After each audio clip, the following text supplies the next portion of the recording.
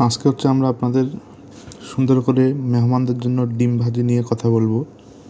প্রথমে আপনারা একটা কড়াই গরম করে নেবেন, সেখানে তেল দিবেন, পরিমাণ মতো মেহমান অনুযায়ী যতজনের খাবার বানাবেন ততজনের জন্য পেঁয়াজ, মরিচ, আদা, রসুন, গাজর, সালাদ, পেঁয়াজ সবগুলো প্রথমে ভেজে নেবেন।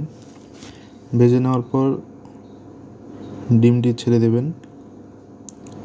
ছেড়ে দেওয়ার পর ডিমটি এবং সেই ভাজাগুলি একসাথে সুন্দর করে নাড়াচাড়া করবেন।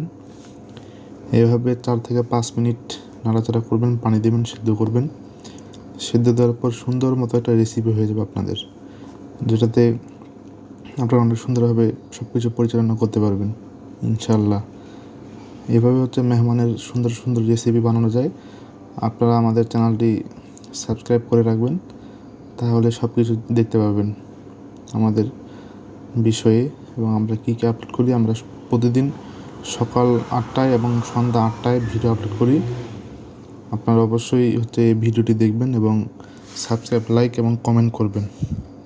আল্লাহ হাফেজ।